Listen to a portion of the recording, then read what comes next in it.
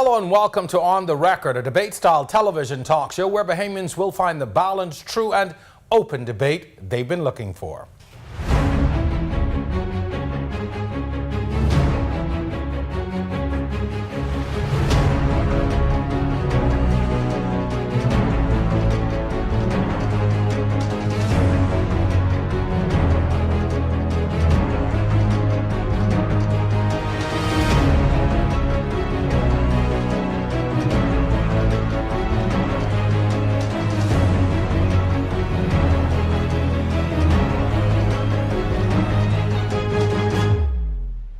Allegations of bribery in Junkanoo first surfaced on social media.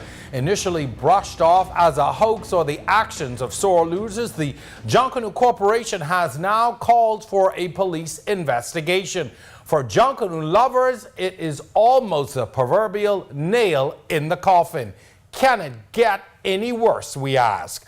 Parade delays, poor parade management, issues with bleachers, security and a general deterioration of the parades over the years have driven many fans to abandon the experience and simply watch at home. There seems to be growing discontentment and estrangement from what is supposed to be the showpiece of our culture.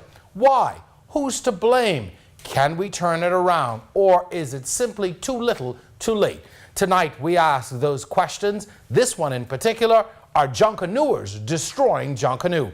That's our topic tonight, and joining me to answer these questions and many, many more is an exciting panel of experts, but we've taken a very different approach to the discussions this time around. It's all on the record. I'm your host, Jerome Sawyer. Our discussion begins on the other side of this break.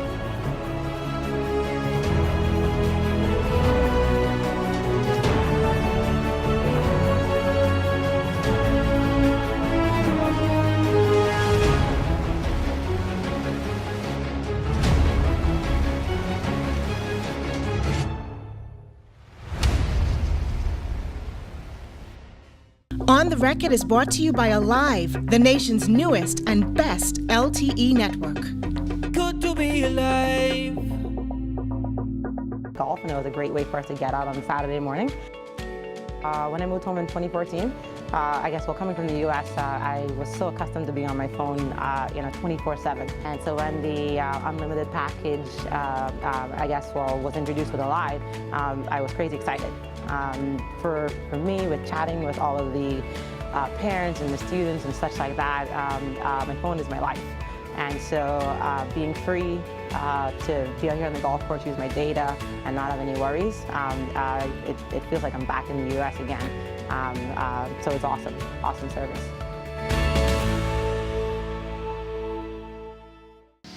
Hi, I'm here to tell you about the fastest way to purchase the vehicle you want right from home. With SBT Japan, we import used cars from Japan straight to you. Car ownership doesn't have to be hard. Go to sbtjapan.com and sign up for free. Search for the car you want, place your order, and make a payment using any one of our convenient payment options. Once you pay the duty and tax to our in-house broker, we will clear the vehicle and even deliver it straight to your home. Sounds too easy? Well, shouldn't it be?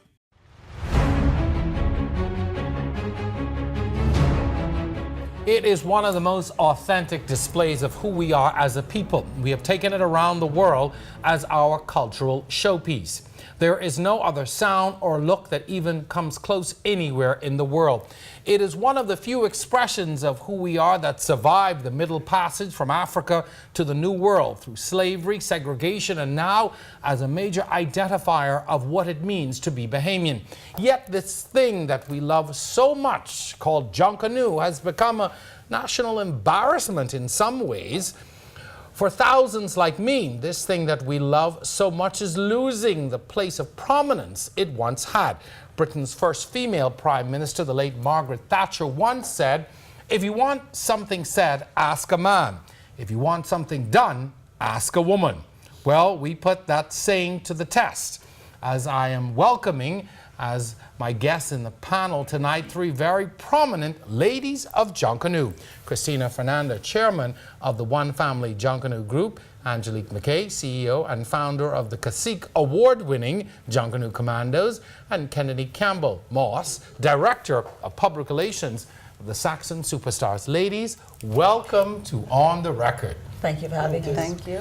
This was a very bold step I took in talking about Junkanoo and inviting ladies to come on to talk about something that is seen primarily as the boys' club, the man's sport, something that men really see as their own in many ways. But I want to go with an easy question first, in some instances, to talk about what is it like being a woman in Junkanoo. I want to start with the first female leader of a Junkanoo group. Well, A major group. growing up, I would say back then you could say that it was considered a boys' club, because even as little girls, Casey and I rushed together, Kendrinique, most mornings in the Saxons, and we were always costumed, and unless you took a headpiece off or something, everybody always figured that these little girls were boys until they actually saw that there were little girls and females under these costumes. Moving forward into the 90s, you saw choreograph was introduced, and then you started to see more of the female presence in Junkanoo groups. And groups now started to have boards. Instead of one ultimate leader, we started forming boards and committees and steering committees. So the female presence started then being secretaries, and then we moved up and we evolved into public relations, finance officers, and finally myself becoming chairman. Do they listen to the women in the group? It's one thing to be at the table, one thing to have a seat, but is your voice and your suggestions, are these things being heard? Our voice and our suggestions are being heard. I can speak specifically to the group that I belong to, the Shell Saxon Superstars. My voice is heard, it's recognized. Some of the items that I bring to the forefront are put into place, but it's not an easy road. You have to understand that this has been predominantly an all-boys club. Like Muffin mentioned, when we started on Bay Street, it was myself, Muffin, Tina, it was also Fanara and Hannah, and we were little girls starting in the Saxons, and we are now grown women with families of our own. However, we've branched off into different groups, but it is not an easy task when you are faced with logistics and finances and all of the different components that go into getting a group to Bay Street. Everybody doesn't see that. And sitting at the table, you have to knock heads at some point, because you have to say to the men, this doesn't make sense. You've been doing it this way and it's not working. Angelique, you've had taken a leadership role as well. Your group even going on to win a Cacique Award. Yes. Do you get that level of respect as well? We talk about, are you being heard? That's one thing, but do you get that same level of respect? You get to Bay Street and you said, hey, this isn't working, or we need to do that differently. Do they listen, or are they like, hey, jump in the line, let's go? Well, when we get to Bay Street, we have parade management teams within our respective groups that line us up.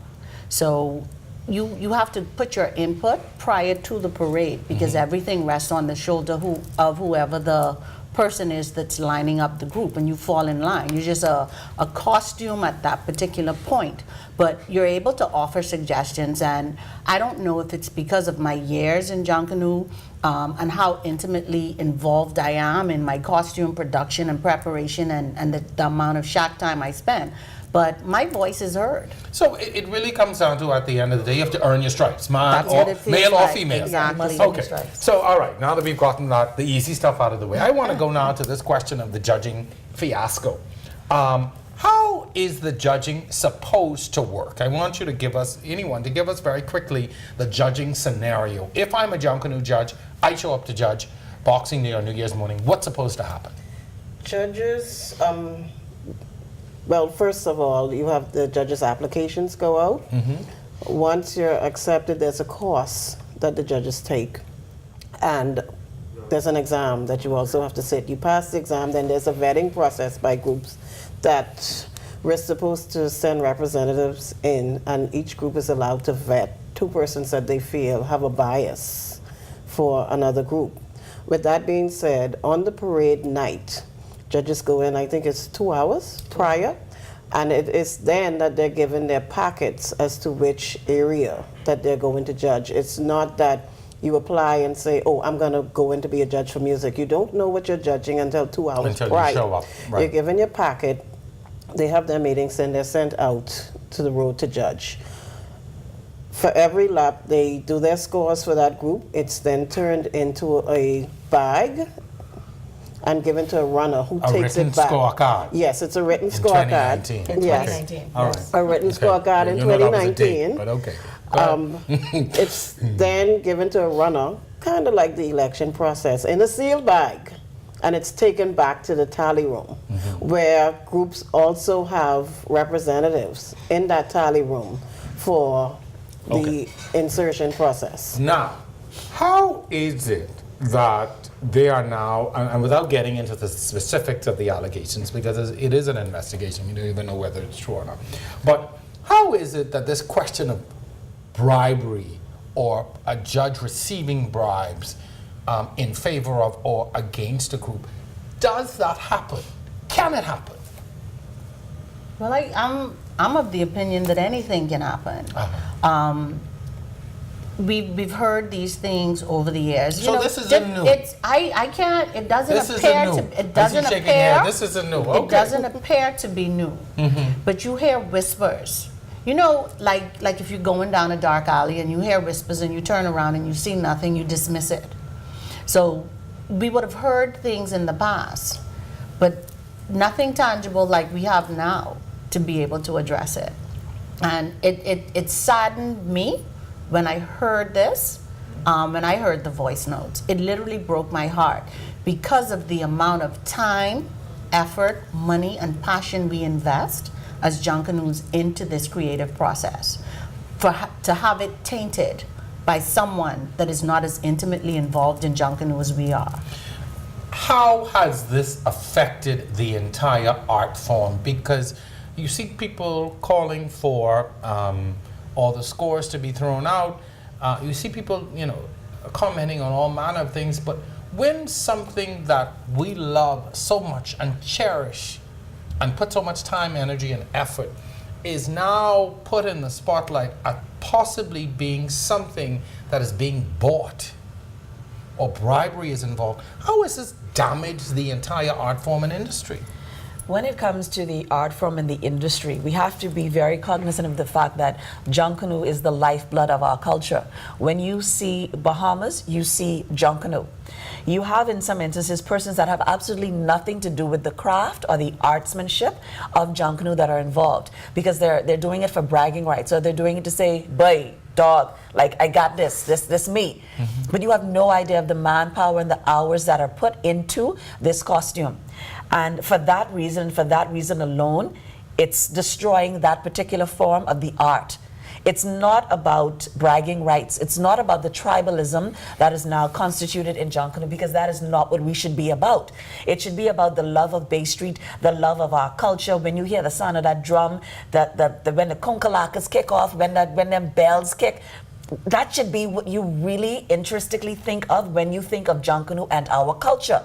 But it has definitely put a damper on it in terms of how we look at Junkanoo moving forward. Like my colleagues would have said, this is not the first time that we would have heard this. This has been going on from the 80s.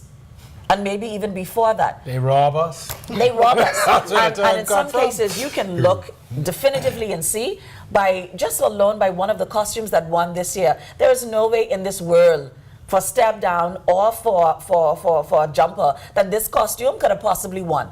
It is erroneous to think that he could have won. How do we now, though, begin to correct these things? What are the solutions? What things? First of all, once the public trust is eroded, you already have a serious problem. Because from here on out, people are going to look at every parade, every judge. People are going to look at these parades differently.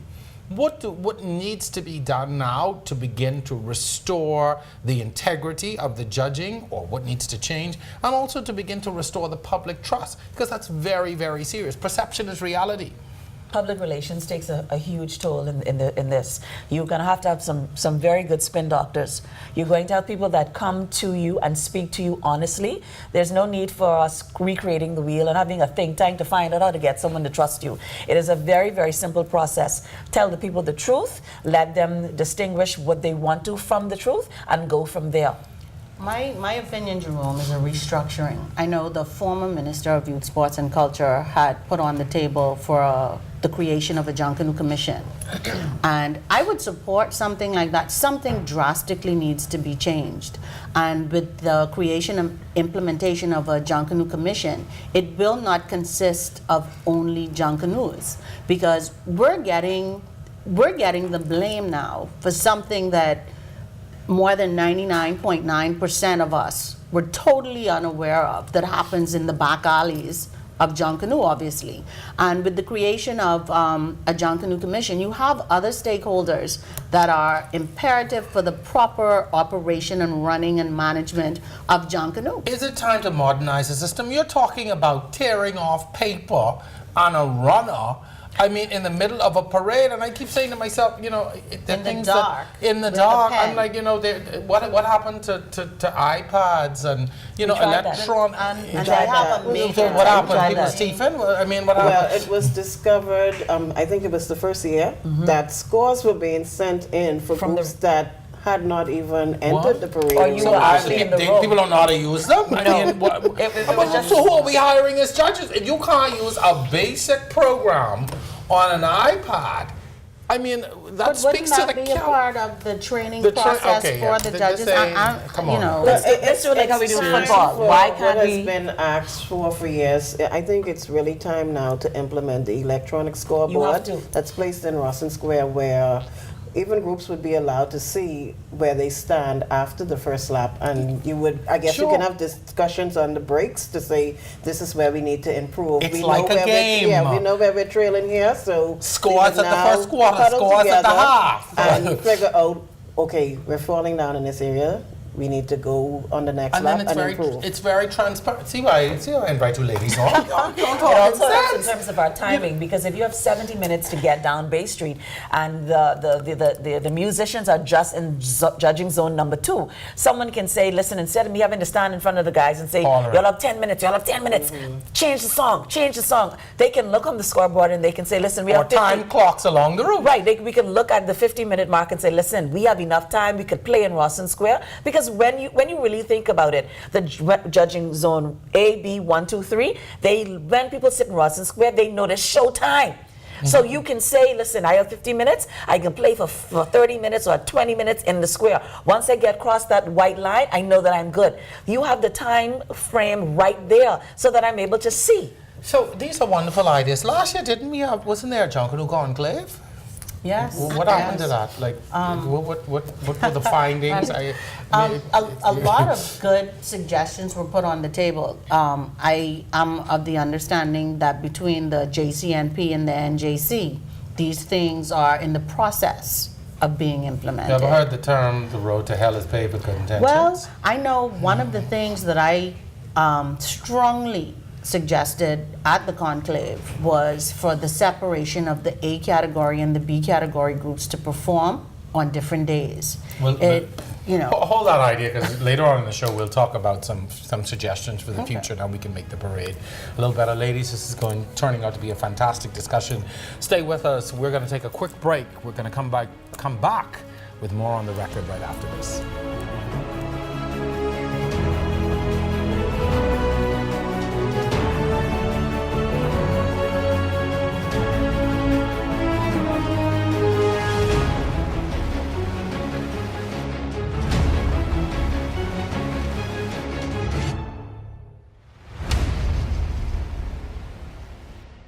You know, Matt, where in the world is Matt Lauer? Where in the world is Ellison Greenslade? And so this about the Listen, value of constitutional Atlanta. never- So we can talk about More on the record tonight. The government's purchase of the Grand Lucane is a hot subject in the news. We're going to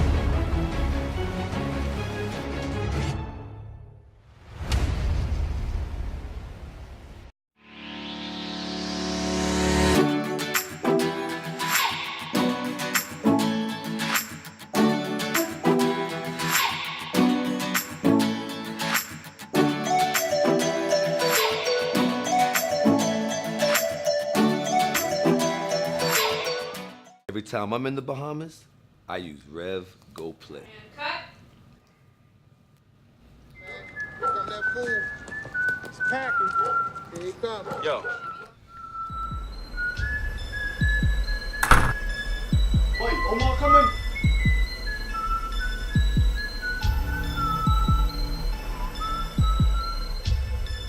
Boy, this Rev Go Play, solid. Rev, you and us together. This portion of On the Record is brought to you by Generali Insurance Company Limited.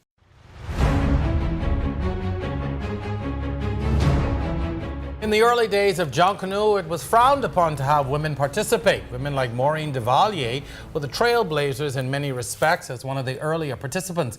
Others like Arlene Nash Ferguson would later give women an equal footing and dared to step to the forefront of this boys' club. And nowadays, women are group leaders and hold as much prominence in the parade and the management as men.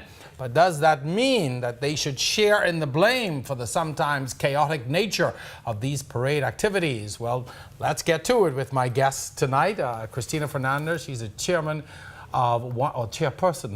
of the One Family Junkanoo Group. I want to be politically correct. Angelique McKay, CEO and founder of Junkanoo Commandos, and Kennedy Campbell-Moss, Director of Public Relations for the Shell Saxons Superstars. Ladies, I want to talk a little bit about parade management. As a lover of Junkanoo, as a spectator of Junkanoo, this year I opted out. After sitting on those, after commentating for many years and sometimes falling asleep on the air, I even had that happen. And then later on, as a spectator, I love it. I love Junkanoo. I love to watch it. I'm there every year. This year I opted out. I was just tired. I can't do it anymore. And then I watched the Facebook comments. I watched the social media comments, more of the same. Huge gaps in the parade. People out there for hours and hours and hours, seeing only 3 to 4 groups pass. What accounts for those large gaps that sometimes you're there, sometimes you're not, but by and large, you're out there for hours and hours and hours to see one lap?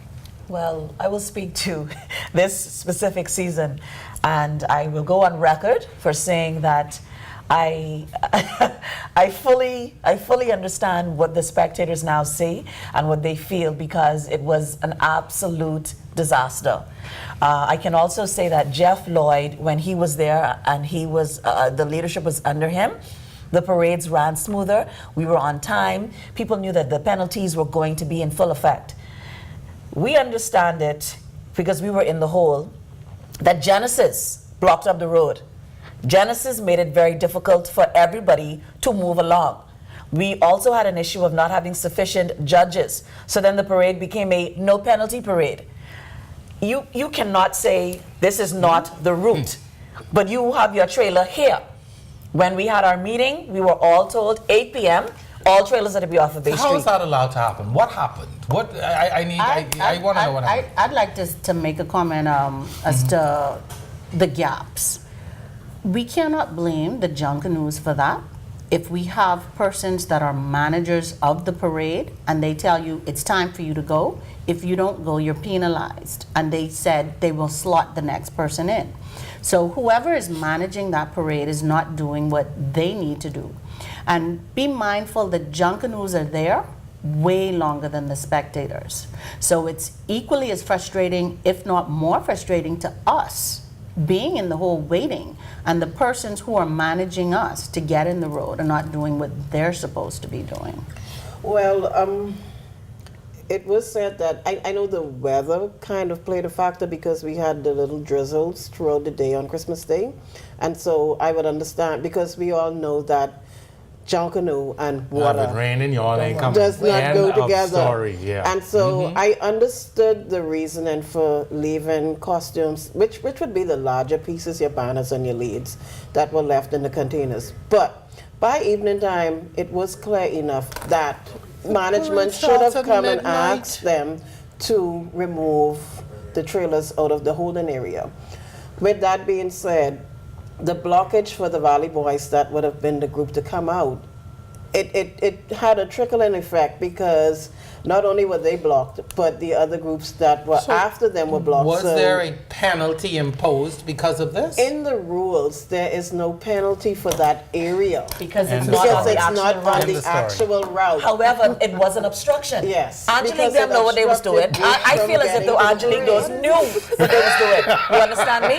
And because the Saxons, the mighty Shell Saxon superstars had to come out first, That's what I love they about thought it. that they were going to impede us. But we came and then we rushed them to death. Genesis blocked the parade. The same morning that she's referring to, we beat them. What beat us and what? How you beat us, Angelique? This is why I love it. Angelique, Okay, so your hold on. girls wasn't even in the running, not to mention that music. We all playing tape for secret. Angelique, you serious? You all come first. Call the police.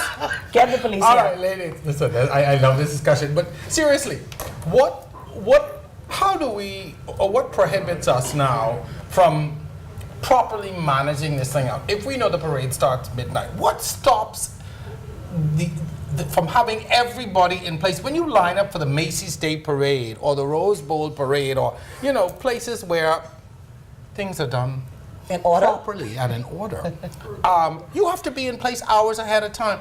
What stops us from closing the road 4 or 6 hours ahead of time, having each group in a particular area, in an outlet or wherever, have costumes or trailers parked in a particular place?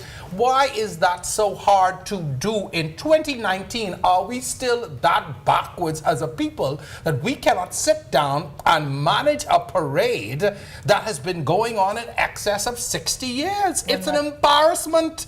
We're not disciplined. We're not disciplined. It can We be are done. not See, disciplined. they would have mentioned that suddenly there were no penalties for a particular parade.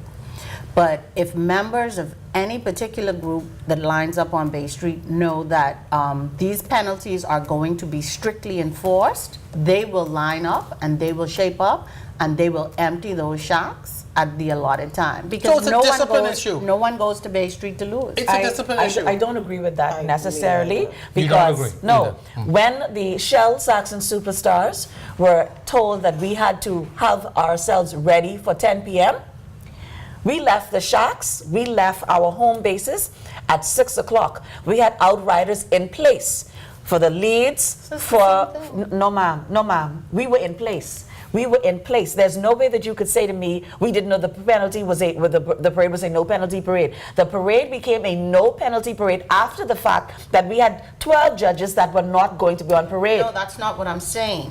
What I'm saying is, if these penalties were strictly enforced, just how you left the shack at an identified time, if persons are aware that they will be penalized if they do not. Angelique, you all ain't new to this parade. You've been in this sorry. parade. Not me, I'm there on time. We have to be there on Sorry, time. Christina? I disagree. I agree with Kendrick as well. We have mobilization teams in place. Persons are on the road for morning. We have numerous meetings with the JCNP, the police, and everything, where it's discussed that the roads would close at a certain time, and then there's a cutoff point when vehicles and even with costumes will not be allowed to come into the arena. But it's the mentality of our members. Say it again. The mentality, that vehement mentality that, oh, I'm not finished, so you wait for me. There was a morning when one family brought Japan. We went down Bay Street less. 75 members joined us after we reached Elizabeth Avenue. Why? Because we were not waiting. Good. And it not only causes you to go down short members, I mean, we had what we needed to qualify, but it also causes groups unseen expenses, because when we send those trucks and the flatbeds and everything to pick you up, and you're not ready, and one person is ready, and they bring that one costume back, they have to make all these other trips. And so you would budget, saying, $2,000 in trucking expenses, which now goes up to $4,000 because the truck has to go back and make all these extra runs because someone decides, I am not ready, so I am not coming out of the shack. I can tell you, I after watch night service on New Year's, by the time I was headed home, I was coming over by the police college. After 1 a.m., there's a flatbed truck bringing a costume going to Bay Street after 1 a.m. for a 2 a.m. start. And I'm thinking to myself, so now you have to maneuver through all that traffic, all those people trying to get in place. When is this? I mean, I was baffled. I couldn't believe that at 1 a.m., an hour before the parade, a flatbed truck and a huge costume are coming down just to line up in the parade. See, and we also have this mentality too, as a lot of Junkanooers, that, oh, my group picked 6, so I don't need to be there. I could come there 4 hours everybody, the parade starts at 10 a.m. on Boxing Day and 2 a.m. New Year's morning. Every group is supposed to be in place for the 10 a.m. start. But some people, like I said, they feel because I pick 5, my group is 5th. And then there are these big groups slotted in between. Oh, you probably ain't gonna be on the road till about 5, so I can come downtown 4 o'clock, which makes no sense because in the event that a group does not show or is not ready to go, the group that is behind them is supposed to be ready to move into place, which that group would now be penalized for not going in their time slot. That's so it's a domino effect. Let me ask you this. Is it time now for the Junkanoo Corporation and JCNP to get some new blood? Yes. Transfusion. Yeah. New I agree with the creation of the Junkanoo Commission. But it's another group, and now you got the corporation. No. The JCNP and the commission. Dismantling of the others. Okay. And the creation of one that not only has Junkanoos in there, other stakeholders, other leaders in respective areas that can move this beast called Junkanoo to another level. There's no way that we can bring more persons to the same arena and expect it to run the same that it ran 10 years ago. How do you tell? How do you tell a Bahamian your group is too large, you can't be a part of this group? And this is the only group that I know, because this is the group that my famly pulls for. Yeah, I's a body boy. I can never go to no other group. No, I'm serious. Let me say that. That's not gonna happen. You know. So my thing is separate A and B. Have fun groups participate on the mornings along with the A category groups. Have the B category groups participate on a morning with the individual costume sessions. The bleachers are up. Let me ask this too. I mean, I still want to continue along this vein of whether we need new blood, but I know years ago we used to do a prejudging of costumes. Does that still happen? No. You can't expect me to bring out a monstrosity of a costume. Well, okay. No. By prejudging, I mean once that costume lines up, do judges take a look at it then before it actually gets onto bay? They're not supposed to. They're not even supposed to be down there. There aren't any facilities that can accommodate us. Like 10 large costumes. Do you have a tent? To be viewed. If water comes, if there's inclement weather, now we have weather meetings prior to the parade to make sure no that one ever thought that let's put up some tents? No one ever thought to actually purchase them? Sorry. Wow. That's a thought. It's a great thought. You've got Arawaki right there with all that space. I mean, it's not that far from. But you must understand, Mr. Sawyer, that these costumes do not come erected. We have to literally slot them in and place them in. When you have a trailer, use cranes. We have a literal crane. We had a crane on Bay Street for our huge lead costume that should have won, but we were cheated. We get robbed. So that's another I joke. remain in that vein. I love it. People, I want to, Bay Street obviously for so many years has been the showpiece. You made a very interesting point. The size of the groups has grown over the years. We have more groups now. So while we bring more people into this space, we have not done anything to accommodate the expansion of the parade. We put in Shirley Street now as a street. I remember when Shirley Street was introduced as a street where you need to rush on. But even Shirley Street presents its challenges. Somebody has described it to me as a virtual war zone. That it is unsafe, it's a scary place in some instances, and not managed nearly as well as Bay Street. Facts. It's absolute facts. You have both sides of the streets. There are not very many bleachers. There are some bleachers further down, I think where the post office used to be, in that little quadrant right there. But for the most part, you're sitting on the wall, you're standing behind a barricade. You have all manner of teenagers, and they are rambunctious. And criminals. And a very criminal element. You understand me? There's also a saying that there's a tree opposite Finco, and if there's tree shaking, that's how you know you bursting down. Well, bursting down is Shirley Street. You making an impact on Shirley Street. But that particular area is congested. It's not safe. It is not you can't carry your little child there. Or your wife, or your daughter. Well, if you have a wife or you have a girlfriend or a boyfriend and they happen to touch that girlfriend, say, okay, boss man, like you have that one on me, because you are looking to get yourself in some problems. We know this. We know these things, and yet they continue to happen. I'm so curious as to, are these things discussed and hashed out at length, or, you know, in the words of Margaret Thatcher, the men just talking? They're just talking. Most of the discussion after the parades, we lost, and you cheated us. You robbed us. And you robbed us. So it's not, okay, what could we do to make things better for the spectators? There's no real postmortem. No. Yeah. But you have to, I feel as if though too, you don't have people with the passion, the love, and the drive. You have plenty ego, but you know what Junkanoo is? You know how we get to Bay Street? Do you know how this thing go? But you come and you pontificate on what Junkanoo is. You have no clue. Wow. Ladies, we are at the point of another break in the show. I want to talk a little bit about the fan experience when we come back and what fans continue to face year after year. Our show continues on the other side of this break.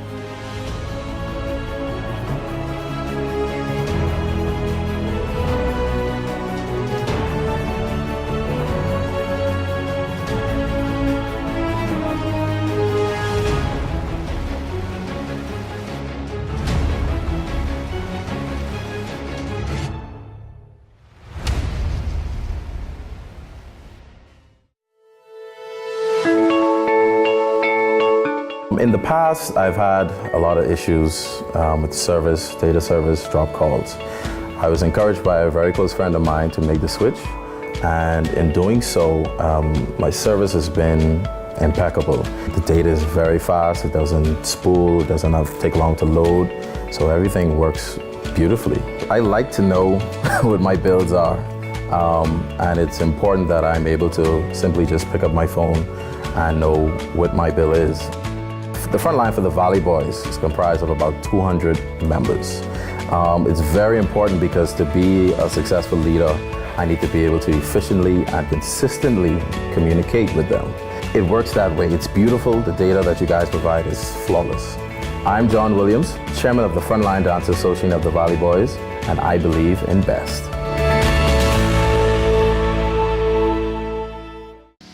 Hi, I'm here to tell you about the fastest way to purchase the vehicle you want right from home. With SBT Japan, we import used cars from Japan straight to you.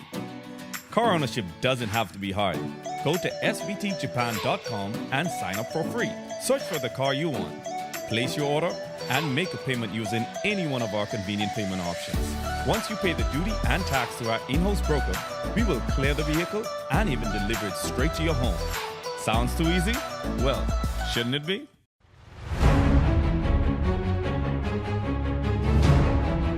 This is season 3 of On the Record, and for the second year in a row, we have started our season with a Junkanoo show somewhere within the first few episodes. So, has anything changed since last year? My lineup of guests certainly are very different. Christina Fernanda, chairperson of the One Family Junkanoo Group, Angelique McKay of the Junkanoo Commanders, and Kennedy Campbell of the Saxon Superstars.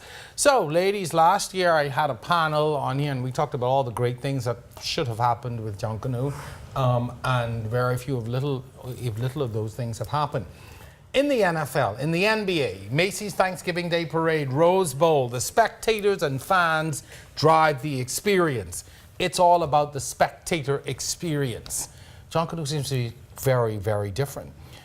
My litmus test this year, I did not go, and I posted the fact that I didn't go to the parade, and I was baffled by the responses I got from people who said, oh, I stopped going 10 years ago. Oh, I can tell you last time I go. Oh, I watch it on TV. I hate going. And I thought, wow. And I think that that's really what put the idea of this show in my head, because it shocked me, the amount of people who seem to be turned off by the experience. Jerome, one of the things that I think that we definitely need to do, we need to do exit surveys for the spectators. It does not have to happen as soon as the parade ends, but we can take email addresses from persons that purchase these tickets. We can give that. We can incentivize persons to respond to questionnaires after the parade by way of email. 6, 7, 8 questions maximum, so that your attention can still be there. People out there asking questions. But I'm trying to do it as, trying to do it as seamless seeing as as possible. you have so much time on your hands, we could do a survey. See, my thing is, we need persons to manage this parade or our Junkanoo parades as full-time employees, because all of those parades that you mentioned, are full-time employees executing the production of those parades. Whereas our JCNP, it's like a hobby. We come from work, so we have a few hours, let's go to a meeting and let's try to plan the way forward for this. And from someone that's not a part of the JCNP or the NJC, I just perform in Junkanoo, it appears that the bulk of the time is spent on the creation of rules. Carnival is now into its 5th year. It appears to be growing, yet the hue and cry is it's not Bahamian, but more and more people are supporting it, are participating in it. What's the difference? If Junkanoo is losing people and people are going to Carnival, we need to really stop and ask ourselves why. One of the main differences with that as well is that other stakeholders are a part of the decision-making process and the management of Carnival. The Junkanoo Commandos also is a part of Carnival, and we were a part of it from day one, because we travel internationally taking Junkanoo to various carnivals around the world. Our Commandos brand for Carnival is Hypnotic. So we separate the two, because there are we a couple understand. other groups I know that do that. We A couple other understand people that, do that. Yeah, a lot we of understand Junkanooers that there are is a involved. difference, but it's the core management of that production. Christina, you want to say something as well? Last year was my first, introduction. I did a section for Enigma last year, and the experience is different. It was the first time that I went on the road. The experience is different. It's the interaction and I guess the competition aspect. Although it's not so much of a competition, but it's not it's about fun. the competition. It's fun. And with the difference with Junkanoo is everybody's so focused on the competition that they forget sometimes how to have fun. Junkanoo is intimate, though. You have to be cognizant of the fact that you just can't have an outsider come into your shack. No. You can't have someone just jump in your back line or just jump in your banner and say, listen, I come to Rush, I want to see what this is all about. That's not how it happens in Junkanoo. Right. Junkanoo is a feeling, Junkanoo is a verb. And I don't get me wrong, I'm not advocating that we merge the two in any particular way, because they're two different things and they cater to different, get to different likes and dislikes. But one of the things that stands out to me, and I think you both alluded to it, if you look at the makeup of the people who run Carnival, it's a younger group of people. It's a group of people who have been exposed to festivals and things around the world, who are well-traveled, who have innovative ideas. And so it's not that old guard still holding on to something after 6 decades that's falling apart, and they don't seemingly seem to realize how bad it is. It's a whole different vibe, it's a whole different feel. And I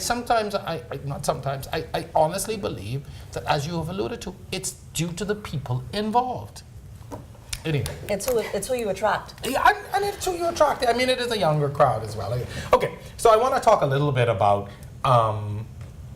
who really benefits from Junkanoo at the end of the day. There is the Junkanoo parades, and we have parades outside of Christmas that seemingly run quite smoothly. You have the Emancipation Day parade, you have Labor Day parades, and people are involved in these parades, you still have your bragging rights about who you think won or who shouldn't have won. But those are different parades that have a different feel, but it's the same premise. So what's different? I think people begin to get tired of sitting on the bleachers for extended periods of time. And again, I'm going to say it, split the categories so you can attend both. You don't have to be there for these extended periods of time. It also helps the Junkanoo's body as well. So we won't have to be out there because we're out there longer than the spectators are. You know, so a change needs to happen. Do we need to look at the Junkanoo art form separately than the Junkanoo parades, or they all need to come under one banner? No, it's under one banner. You cannot separate the art form from the Junkanoo itself. There's no, in my opinion, and this is only my opinion, in my opinion, there's no other group on Bay Street that is more creative than One Family. I don't care what anybody says. That is how I feel. I stand by that. My body, people could I kill mean, me, but I agree they can with you message on me. that. They can say the things. I stand. But I the stand level with of that. you're quite right. The level of creativity that One Family brings. One family out the gate. They out the box. They out the whatever. Yeah. You cannot separate Muffin and her costuming, Mother Goose, the paint lady, whomever it is that she's depicting on Bay Street. When you were looking for One Family, you're looking for Muffin. You're looking for Darren. You're looking for these persons. The art form within itself, from the builders to the slotting, to the crepe paper, to the fringing, to the dusting. Junkanoo in itself is a verb. Junkanoo is a love. You can't separate my art form from my actual Junkanoo. The two are hand in hand. There's no separation of state and church. Jerome, one of the things I think is that the vast majority of the spectators are not aware of what goes into the production and creation of these costumes. They just see us on Bay Street at the end of the day for that hour. How do you how do you create a greater appreciation for the effort and time? Because at the end of the day, if I pay $50, I come to see something. You know, I could be honest with you. I'm concerned with your trailer and all these other things. I pay my money. You know, if I go to an NFL game or if I go to base, I pay my money. I've come to see something. Yeah. So, how do we bridge the gap between the two? Is there a way to do it? There is a way to do it. There's a way to do it in terms of a formal way, getting it involved, getting the children in the embryonic stage involved in the schooling system, making it a part of the curriculum so that you understand what exactly and intrinsically Junkanoo actually is. There's a way to bring someone into the classroom or into the shack to teach them the art form of getting to Bay Street. It's not as simple as I just show up on Bay Street, bam, I'm here. It's not that simple. There's a love, and it has to be, in my instance, it has to be in you. My father is a founding father of the Saxon Superstars. Casey, Junkanoo is what I know. You can't take that from me, and what is in you, you can never extract.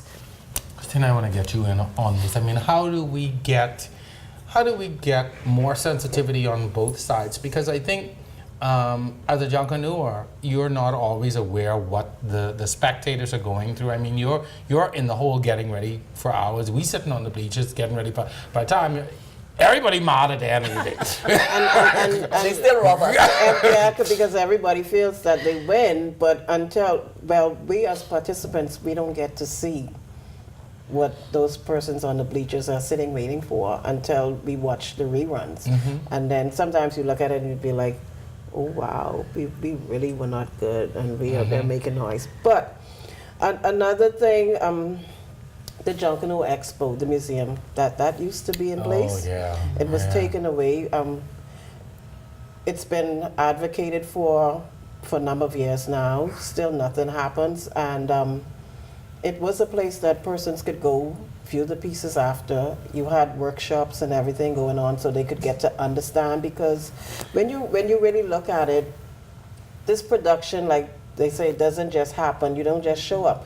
This is the 12 months in the year. We take a break probably January, where we just finish a parade, and February we're right back at it. So it's like a production going on and you're rehearsing for 11 months out of the year. And then it's a full time because you got other smaller parades in between. Right, and in between you have these other parades, you're attending all of these meetings, you have to be finding financial sponsorship to get your group to and from. But to your point to the museum, if this is such an important and intrinsic part of our culture, why don't we have an established place where people go to learn. I mean, I applaud Arlene Nash Ferguson for educulture and how, that has been going on for so many years, and others who have sought to, try and bring Junkanoo more to the mainstream. But from a national perspective, we don't have a museum. We don't have a place where people can go and learn, where children can go and appreciate and understand what we do and where we've come from. And you see the result of it by thousands of dollars being left along the wayside of the roads. Just Right after. sitting there right after, where the rain comes and the elements garbage? destroy. Yeah, millions of dollars turn into garbage. In studs alone, in fringing alone, in application and tricking. Do you know how much money goes into the finite art of Junkanoo? Just it's mind-boggling that we do not have the proper space to showcase our art. Folks, you're watching On the Record. We are back. We're into our final break. We're going to be right back right after this.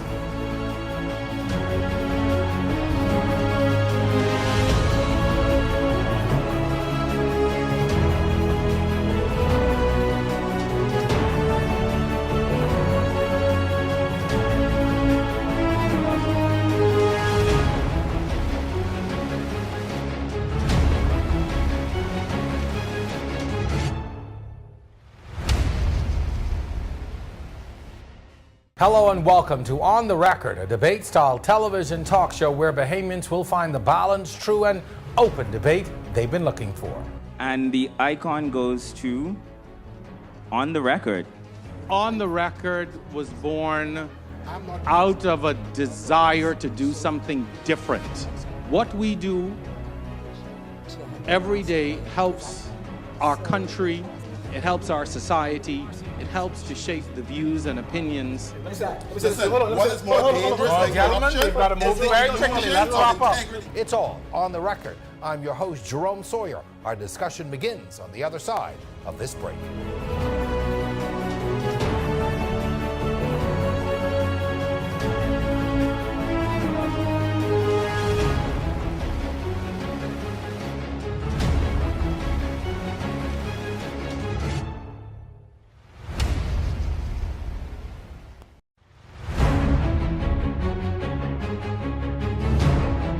And welcome back. We are back with guest Christina Fernanda of One Family, also Angelique McKay of Junkanoo Commandos, and Kendany Campbell of the Saxon Superstars. Ladies, I have to tell you, this is the most fun I've had in a long time on this show. I thank you so much for coming. Is it time that we revisit some fundamental things with Junkanoo, like the root? Do we need to look at extending, changing, modifying? Because we've said, I think we all agree that the size of the parade has grown, but the space remains the same. For me, coming up under Arlene Nash Ferguson and her teaching me what exactly Junkanoo is and the history of Junkanoo, I don't think that the space should be moved. Perhaps we should have less seating, because there was a time that Mrs. Ferguson explained that there was less seating and it was standing room only. Having been involved in Junkanoo some 40 you can't plus stand years. for 12 hours. No, you can't. It was never this long. But having been involved in Junkanoo for some 40 plus years, I think moving it or removing it from Bay Street. How about extending it? Extend it down to the bridge. Extending it to the bridge, you have to keep in mind, and you have to keep in mind our musicians. By the time they would come out of the gate from George Street and they would have made it as far as John Bull, you have some members that lips would have been burst. You have some tum-tum drums would have already gone flat, some bass drummers that would have already been flat because they come off of the fire. So you have to think of the manpower behind Junkanoo itself. So for me, moving it from Bay Street or moving it from downtown takes the aura of Junkanoo away. Something to consider. Do we need to separate the parades? People have talked about moving the New Year's rush to January 10th. People have talked about making, the New Year's parade more of a B category parade, or making it more of a fun parade. Maybe I could buy a costume, because, the Valley Boys were supposed to give me a costume to rush this year and I still ain't get it. So I hope they're listening. But like, could I, I want to buy a New Year's costume and just jump in the parade and go? That's why we have fun categories in Junkanoo, and we have quite a number of fun categories where you can do that. I'm an advocate for Junkanoo to remain on Bay Street because I feel like the spirit of Junkanoo just soars along Bay Street based on the historic significance that Kendanique would have mentioned. And again, I'm an advocate for separating the categories, which will reduce a lot of the issues and problems that we would see over the years relative to the smooth flow and operation one day. And I'm not a proponent for that, turning anything into a fun. I don't understand what that is, but chances are the majority of non-Junkanoo people come with that kind of talk. No, I'll have to vote against that strongly. I just like, because I never got my costume for Boxing Day or New Year's. But anyway, that's another show at another time. Christine, in your view, what are some of the things that we could do immediately, or some of the things that you would like to see done differently to bring some more order to these parades? Some of the things that I would like to see done. Well, I agree with Angelique with the separation of the A and the B, because it also gives us a chance in the different categories to come out and support and watch. We would probably get more bleacher sales. Particularly for New Year's. Yeah, particularly for New Year's, because right now with the New Year's parades, we're performing to really scanty bleachers. And the B category groups are really good. Really scanty bleachers. Are we marketing Junkanoo to the, I know from the Ministry of Tourism's standpoint, during that time of the year, we have 100% occupancy. Do the guests know? Yeah, they don't. When they walk into the hotels, are the hotels promoting it? They're not aware of it. So, I don't feel that it's being marketed But then properly. it does raise the question, what are you sending your guests into? Because if there are security concerns for Bahamians who come year after year, does it make practical sense to send a bunch of tourists into this environment and to these parades? Again, with the creation of an entity that has different stakeholders that are managing, you have this entity that's going all year. You have professional security personnel that's a part of your team, your core team, and you have police officers that are part of your core team, and they can strategize from, say, February, as opposed to November meetings. You only need one order to have one incident with a bunch of tourists, and people say, that over. Over. Country done. Yeah. So that is a serious concern. Anthony, before we go, I know that you are working to bring another aspect to this thing called Junkanoo, to promote it in a different kind of way that sort of ties into what we were talking about earlier. Tell us what it is that this is a shameless plug, so make it good. Well, we're producing the Bahamas Junkanoo Art and Music Festival. It's taking place at the Botanical Gardens the 23rd and 24th of February. And what that is, it's the creation of an art festival, where if you went to an art festival and you explored a sculpture garden and you're able to see the work of those artists. And the main feature of this festival are Junkanoo creations, Junkanoo sculptures that would have been a part of Bay Street, either Boxing Day or New Year's Day parade. So it allows the festival patron to get up close and personal, and each one of the artists will be next to their identified times when they will be next to their costumes to give you an inside look on the road of preparation to that. Just like any other exhibition that you go to, the artist is there to explain the creative process and the pieces that are there. Because we know the value of Junkanoo. We know that Junkanoo is in fact the greatest show on earth. So we're going to allow you to get another look, a more intimate look and feel of the creative process of Junkanoo. And that's the look and feel tourists and Bahamians should be having every day. Maybe we have the museum. Maybe all of us can call, maybe all of us can come together and we can just put $50 per man Okay. and let's just get the museum VAT going. free, just give you 50. Just give you a 50. Give you 50. And 3 I for like 5, that. yeah. Give you 50 for the Yeah. museum. I agree with that. Ladies, I just want to, first of all, thank you for coming on the show tonight. This has exceeded my expectations. I knew it was going to be good. And I just have to say for the audience, you know, I have 3 women, they were on time. They met me here this morning. Gentlemen, that's something to consider.